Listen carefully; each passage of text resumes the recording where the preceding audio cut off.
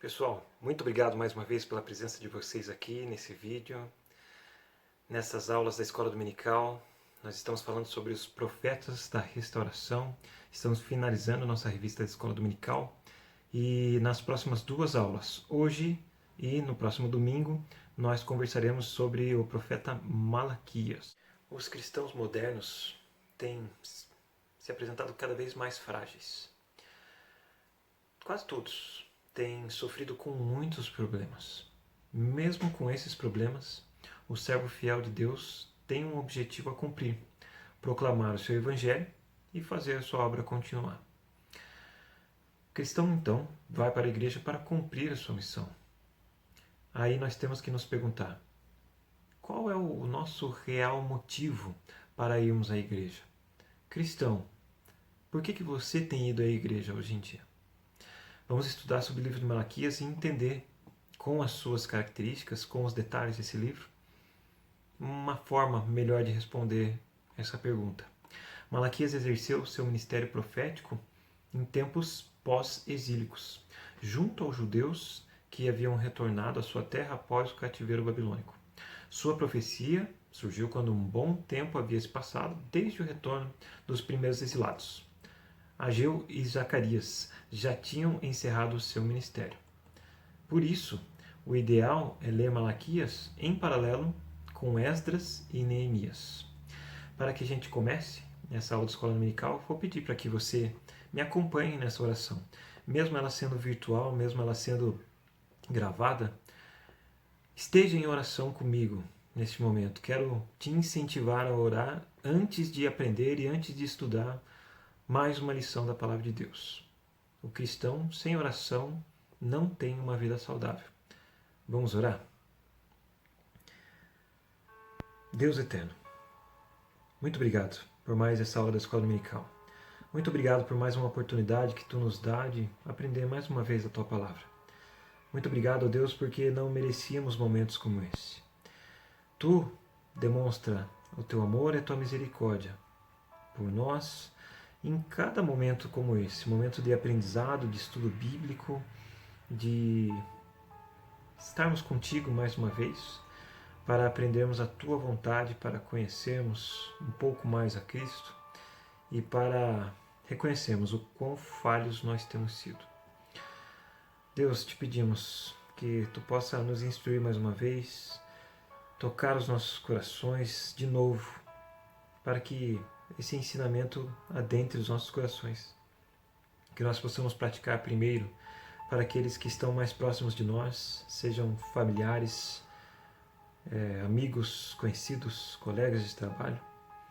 E depois que nós possamos ensinar todos esses ensinamentos, e não só esses, mas todos aqueles que Tu nos propor para outras pessoas que não conhecemos. Ajuda-nos, ó Deus, acompanha-nos, ó Pai, esteja conosco, não somente neste momento, mas durante todos os momentos da nossa vida. Sem Ti nós não somos nada. Precisamos de Ti, ó Pai. Nos perdoe pelos nossos pecados. É em nome de Jesus que nós oramos. Amém. Vamos conhecer algumas características do livro de Malaquias. Malaquias foi o penúltimo profeta da história bíblica. O último foi João Batista. A gente vê as citações na tela para você acompanhar. Reforço, sempre que tiver citação, vá atrás, leia, entenda por que dessas citações serem colocadas durante a aula de escola dominical. Malaquias ministrou para a nação judaica restaurada por volta de 400 anos antes de Cristo, um pouco antes do período intertestamentário ou interbíblico, o período de silêncio divino, antes da vinda de Cristo. Malaquias significa meu mensageiro, ou seja, mensageiro de Deus. Alguns estudiosos entenderam que Malaquias era um pseudônimo e não necessariamente um nome próprio. Jerusalém se encontrava em grande miséria e desprezo. Havia uma grave situação espiritual denunciada pelo profeta Malaquias. É possível afirmar que Malaquias profetizou logo depois do período de Neemias. O povo continuava a praticar o culto ao Senhor no templo a contragosto. E em seu coração o povo duvidava do amor de Deus. Eles achavam que servir ao Senhor, na prática, não fazia qualquer diferença. Eles prestavam culto de forma negligente e desleixada. Não abandonavam de vez a religiosidade, na expectativa de talvez conseguir de Deus alguma graça. Os preceitos de Deus, como o casamento, a ética social e a mordomia dos bens econômicos, eram desconsiderados por completo. Havia uma separação radical entre religiosidade e experiência cotidiana, que evidenciava o verdadeiro problema do povo de Deus naquele momento. Religiosidade sem devoção, na qual o povo mantinha as tradições religiosas por obrigação e não nutria o relacionamento de amor e vida que Deus chama os seus eleitos a cultivar com Ele. Essa aproximação formal, quando Deus é apenas lembrado num único momento, no templo, e esquecido assim que os cristãos saem de lá, essa aproximação é desprezada por Deus. Isso enseja seu juízo sobre a nossa vida. Por causa disso, Malaquias afirmou que Deus convocava o seu povo, naquele momento, a comparecer diante do tribunal. 6 acusações foram feitas ao povo, e este respondeu com cinismo e indiferença. Deus apresentou uma tréplica irrefutável e exigiu do povo uma atitude de arrependimento. Malaquias ensinou que terríveis consequências resultam dessa ausência de um relacionamento sincero e profundo com Deus. O colapso espiritual de seus contemporâneos estavam em 3 esferas fundamentais da vida. A primeira delas, a decadência do culto. A nossa relação com Deus não pode ser meramente litúrgica. Isso a gente fala há muito tempo na igreja, né? Vamos falar mais uma vez. O cristão tem que entender isso. Nossa relação com Deus deve ser um relacionamento de amor. Essa relação mecânica que eles viviam naquela época e que muitos cristãos vivem hoje em dia, aconteceu e continuará acontecendo. E é algo que o Senhor repudia. Deus estava irado com os sacerdotes, pois eles haviam se tornado negligentes no cumprimento do seu principal dever, fazer com que o povo, de fato, conhecesse a Deus e se relacionasse com Ele. O povo conhecia os ritos litúrgicos do culto a Yahvé, mas não conhecia a Yahvé. Era a consequência pela negligência da liderança espiritual da nação. Eles praticavam mecanicamente os sacrifícios estabelecidos na aliança de Deus com Levi.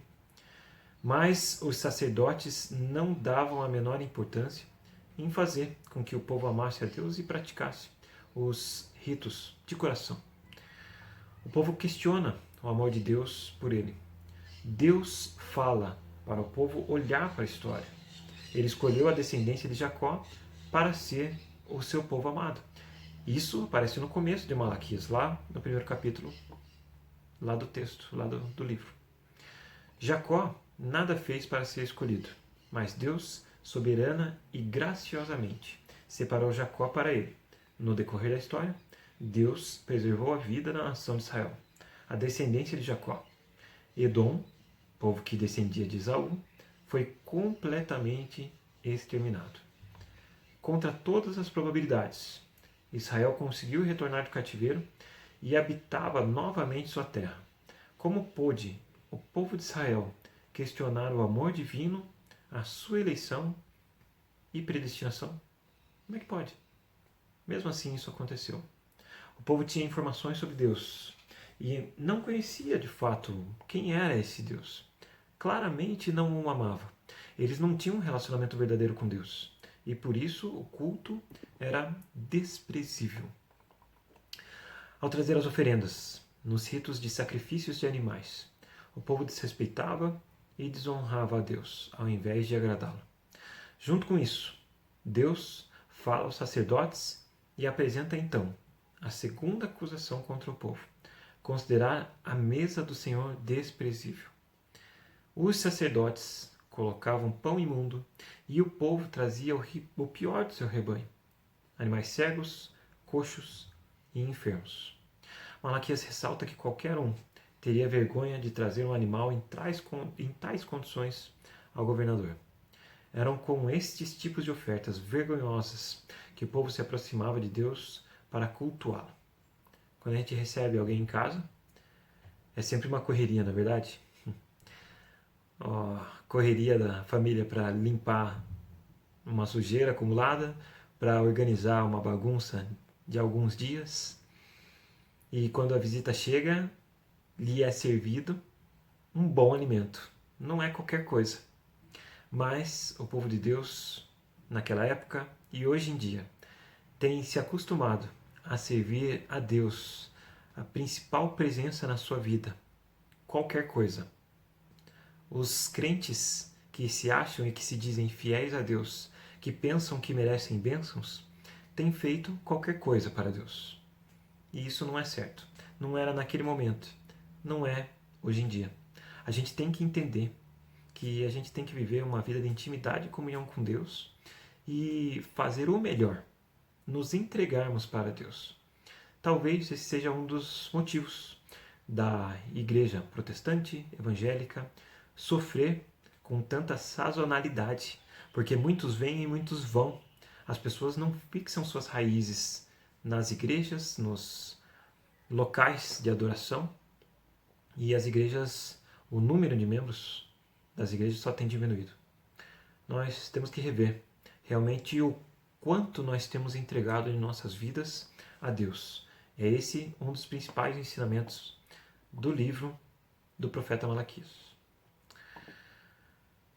Essas ofertas desprezíveis eram comprovação de que o povo considerava o culto algo extremamente cansativo e sem graça. Deus aceitaria, em algum momento, esse tipo de pseudo-adoração?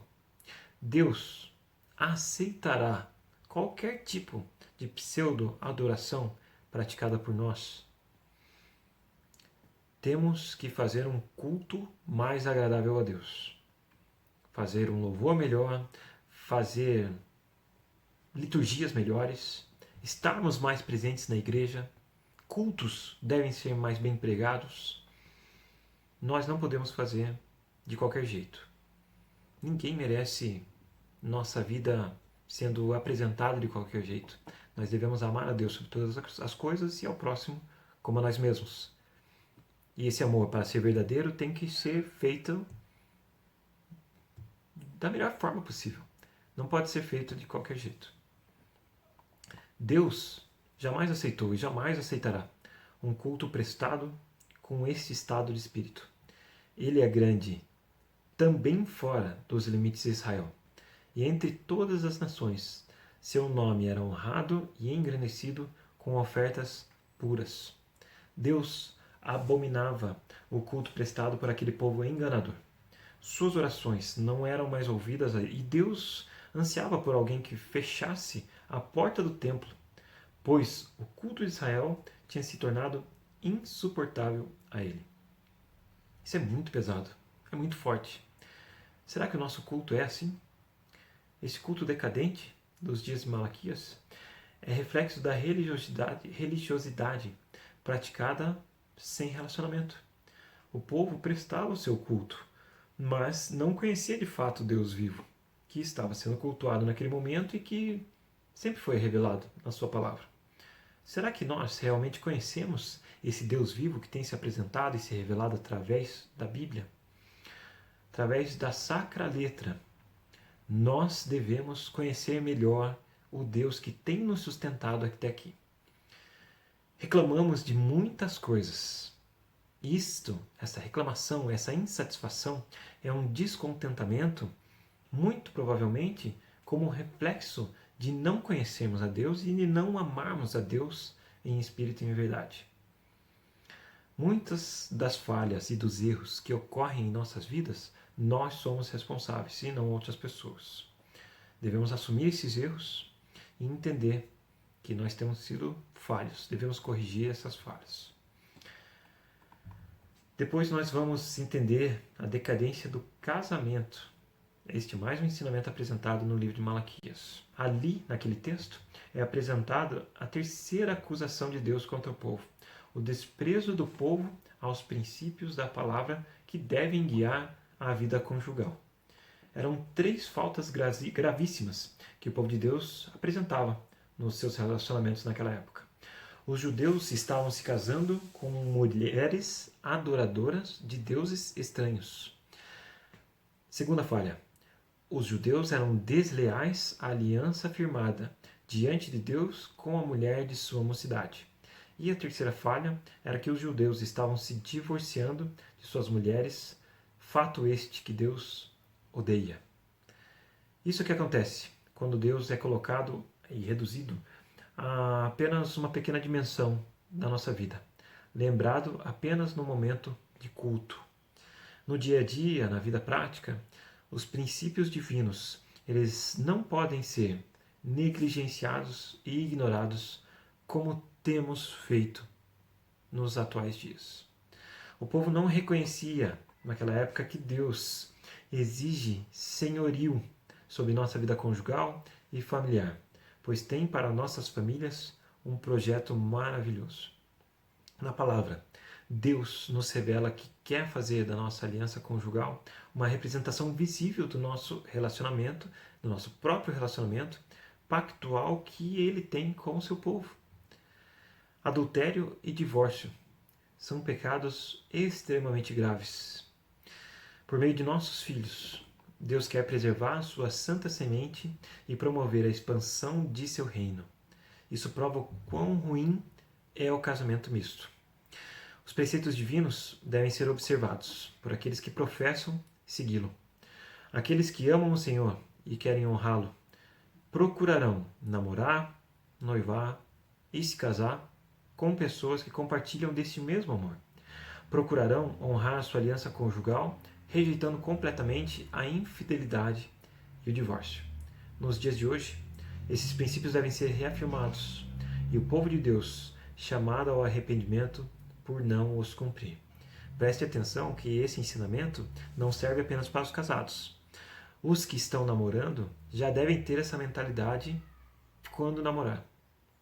Não podemos namorar... eu não, porque já estou casado, né? Entendeu? Se você namora, não namore com qualquer pessoa, não namore com outros pensamentos que não a honra e a glória de Deus através de sua vida e através do seu relacionamento. Nós devemos... Nós não, porque eu estou casado. Chega, né? Devemos fazer tudo para a honra e glória de Deus. E nos nossos relacionamentos, seja no seu namoro, noivado ou casamento, e seja no meu casamento, nós devemos honrar e glorificar a Deus em cada instante. Devemos confessar que somos falhos neste ponto, extremamente falhos. Nós nos deixamos nos abater facilmente por qualquer coisa que desestabiliza os nossos dias e que sai da nossa vontade. E assim a gente se entristece fácil, desanima fácil e os relacionamentos ao nosso redor sofrem com isso. Devemos ser pessoas amáveis, nos alegrar em todos os momentos, nos contentarmos com o que Deus nos oferece, porque não merecíamos nenhuma oferta de Deus, nenhuma bênção dele. Merecíamos estar mortos, não merecíamos ter vida. Mesmo assim, Deus nos permite isso. Devemos, com todos os nossos segundos de vida, com todo o nosso fôlego, com todas as nossas forças, fazer tudo para Ele. Nossa vontade deve ficar em segundo, terceiro, quarto, quinto plano. O primeiro plano é do Senhor. A terceira esfera que nós vamos aprender, que foi ensinada naquela época e que serve perfeitamente para nós, é a decadência da ética social. A quarta acusação apresentada nesse texto aponta para outra falta muito grave. Fazer o bem ou fazer o mal tinha se tornado algo indiferente pelo povo da época. O povo duvidava que o Senhor julgasse a ação moral dos homens. Eles apresentaram um ceticismo e um cinismo que também apresentamos nos nossos dias. Estes comportamentos desagradam a Deus. Se nós lêssemos a palavra de Deus como deveríamos ler, nós conheceríamos mais esse livro. Um livro curtíssimo, de apenas 4 capítulos, que se tivéssemos praticando esses ensinamentos há um bom tempo, nós não teríamos tantos problemas de relacionamento como temos nos dias atuais. Devemos nos envergonhar pela quantidade de tempo que nós temos dedicado para a leitura da Palavra de Deus. Devemos ler mais a Palavra de Deus, devemos viver mais com Deus. Eu insisto nisso porque essa insistência ela não deve deixar de existir. Nós devemos sentir essa vergonha, mas não porque não lemos. Devemos sentir essa vergonha porque nós lemos pouco ou porque deveríamos ter lido mais do que já lemos. Mas ela existe porque não lemos a Palavra de Deus. Isso não pode ficar assim, não pode continuar assim. Nós devemos nos ajudar a fazer com que esse ensinamento adentre os nossos corações. Os cristãos devem praticar esse ensinamento nas igrejas e as igrejas, consequentemente, vão crescer de forma qualitativa, de forma profunda. As pessoas vão se entregar mais para Deus. Podemos ser exemplos, podemos fazer com que esse ensinamento comece por nós. Eu acredito nisso e espero que você acredite também. Isto acontecia, esse tipo de decadência da ética social, porque a religiosidade tornou-se uma prática tão sem significado para aquele povo que eles passaram a questionar se fazia qualquer diferença obedecer a Deus. Então, a obediência não era um forte deles. E não é o nosso forte também. O que falava mais alto para o povo de Deus naquela época não era a lei moral de Deus, era a lei da selva, era a lei do mais forte, era a lei do salve-se quem puder, era a lei do levar vantagem sobre tudo, era a lei da carne. Não via um problema em cometer adultério, mentir, não honrar os pagamentos de seus empregados, ser indiferentes com órfãos e viúvas ou prejudicar estrangeiros, pois só viam os ganhos. Até feitiçaria era aceitável para obter alguma vantagem. Pensavam que poderiam levar vantagem até mesmo sobre Deus. Eram tão gananciosos quanto aos bens materiais que ofereciam o que tinham de pior: animais cegos, aleijados e doentes. Pensavam que podiam enganar a Deus com os dízimos e ofertas que traziam à casa do tesouro. Este ensinamento extremamente citado nas nossas igrejas e extremamente ignorado. Esta foi a 5ª acusação composta do livro de Malaquias. As pessoas não queriam mais saber de fazer o que é certo. A ação condenável parecia mais vantajosa a elas. Uma sociedade que vive dessa forma entra em colapso. Não tem como confiar na palavra das pessoas mais. A sociedade é vulnerável. A sociedade se torna cada vez mais oprimida. Os órgãos responsáveis por promover a justiça e equilibrar as relações são facilmente corruptíveis. É aqui que a gente se lembra da máxima famosa, não sei se você já ouviu, do poste mijando no cachorro. Geralmente é o cachorro que mija no poste, né? Mas os valores estão tão invertidos que não é de se duvidar que a gente veja uma situação complicada e curiosa como essa. Mas pare para entender e analisar comigo. Nós não podemos generalizar, não estou generalizando, mas a classe policial deveria cuidar melhor das ruas, deveria defender melhor as pessoas, mas muitos não fazem isso.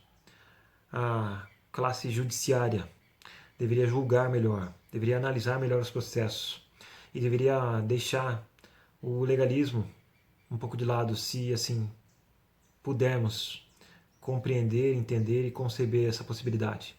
Só que não é o que tem acontecido. O legalismo em extremo tem feito com que criminosos de alta periculosidade saiam das cadeias pela porta da frente. Os criminosos têm mais direitos do que pessoas justas, comuns e honestas. E essa era uma das revoltas, talvez, do povo na época de Malaquias. Esse ensinamento nós vamos ver na sequência. Porque é difícil de acreditar que pessoas erradas têm mais direitos do que pessoas corretas. Mas o que nós devemos entender e compreender é que Deus tem mais direitos do que todas as pessoas existentes na Terra. Nós não podemos inverter os valores. Nós devemos fazer o que é certo, e se todos fizessem o que é certo, a sociedade caminharia melhor. Ela fluiria melhor. Nós não podemos inverter os valores. E nós devemos evitar com que essa corrupção nos domine. Não devemos ser vulneráveis.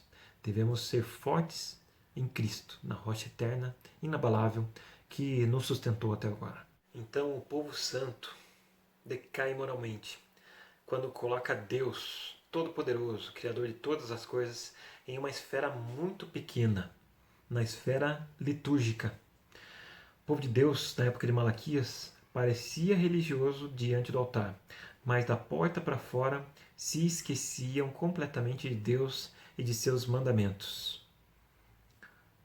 Parece que a gente não vê isso nos dias de hoje, né? Não existe isso nos dias de hoje, né? Eu não sei se é muito radical pensar dessa forma, mas eu acho que a gente teria que se tratar mais na pancada, assim, sabe? E é bom que Deus nos faça, nos permita tropeçar e nos traga os reveses da nossa vida, né? Quando levamos atraso, quando temos dificuldade, problemas, é bom que isso aconteça. Porque quando as coisas estão bem, quando nós temos saúde, a gente faz tanta coisa errada. E eu espero, do fundo do coração, que a gente possa aprender. Mas Deus já nos adiantou que as coisas tendem a piorar. E nós devemos fazer a nossa parte. Independente de como as coisas estiverem ao nosso redor, nós devemos fazer a nossa parte. Esse ensinamento não precisa ser repetido para que nós o aprendamos e o pratiquemos. Então quem pensa que pode enganar a Deus está completamente enganado. Mesmo quando as circunstâncias parecerem indicar que Deus não se importa, não devemos nos enganar. Ele está próximo, vendo tudo e no final fará transparecer a sua justiça. Devemos aguardar com paciência, com calma, com paz no Senhor. E assim nós temos que nos lembrar dos 3 pontos que nós aprendemos nessa lição. A decadência do culto, a decadência do casamento e a decadência da ética social. Devemos evitar que as nossas vidas vivam nesta decadência. Nós devemos viver em ascendência, em crescimento espiritual. Devemos viver em qualidade e profundidade, tendo um desejo sincero e que queima no nosso coração de aprender mais da Tua Palavra, de estudar mais da Sua doutrina e de falar, de proclamar essa verdade para os outros. Nós tivemos mais uma lição da escola dominical e nós aprendemos mais um ensinamento rico, primoroso do Senhor. Devemos aplicá-lo. Nós aprendemos em Malaquias que nosso coração é tão enganoso que corremos o risco de uma religiosidade vazia. O povo na época de Malaquias viveu dessa forma. Eram religiosos, mas não amavam a Deus. Uma pequena porção da vida deles, o culto no templo, era oferecida a Deus. De qualquer jeito, de maneira desleixada e sem verdadeira adoração. Nas outras esferas da vida, o povo não vivia para Deus e com Deus. O culto, as famílias e a ética social colapsaram. O coração do povo endureceu. Quando você duvidar do quanto Deus te ama, atente-se à voz dele e olhe para trás. Olhe para a sua história. Preste atenção em como ele te sustentou até aqui. Não merecíamos estar aqui vendo esta aula. Estarmos sentados no conforto dos nossos lares, no nosso sofá, na nossa poltrona, na nossa cadeira, num quentinho da nossa casa, alimentados, não merecíamos. Nós devemos nos envergonhar. Esta vergonha ela deve ser uma companheira nossa, porque nós não somos nada. Deus é tudo. Quando você prestar um culto a Deus, analise. Deus aceita o seu culto a Ele? Caso você entenda que não, mude. Se você acha que a sua igreja não tem prestado um culto agradável a Deus, faça alguma coisa. Sugira, trabalhe, ore, participe, capacite-se, desenvolva-se, cresça para honrá-lo e glorificá-lo de uma forma mais santa e verdadeira. Não seja um mero espectador e não preste um culto meramente mecânico e obrigatório. É tão difícil de nós lembrarmos quando foi a última vez que nós recebemos alguém de qualquer jeito, entregando qualquer coisa para a visita, uma casa bagunçada, uma comida mal feita. Infelizmente, é tão fácil nós nos lembrarmos que nós temos ofertado qualquer coisa a Deus. É tão fácil de nós entendermos o quão ruim tem sido o nosso culto e nossas ofertas a Deus. O povo de Deus não pode ser indiferente. Deve amar ao próximo, seja parente, amigo, conhecido, funcionário, desconhecido, estrangeiro, seja quem for. Devemos nos transformar, mudar nosso comportamento. Então eu pergunto para vocês, você tem cultuado a Deus como resposta de amor e fé ou como mera tradição? Só faz isso porque sua família faz? Reveja seus conceitos. Você vive para Deus em todos os momentos de sua vida ou apenas no culto de domingo? Muitos já deveriam ter analisado isso faz tempo. Seu casamento ou relacionamento está de acordo com a palavra de Deus? Seus relacionamentos são conduzidos pelo pragmatismo ou pela lei moral de Deus? E por fim, avalie-se. Deus pode restaurar e redimir a sua vida, se você se arrepender diante do Senhor. Devemos buscar esse arrependimento e viver esse arrependimento. Não devemos nos conformar com este século. Devemos fazer a vontade de Deus. E assim a gente finaliza mais uma aula da Escola Dominical. Eu confesso que eu sinto uma certa dor no coração de ter que ver ensinamentos como esse mais uma vez e ainda não ter praticado como deveria.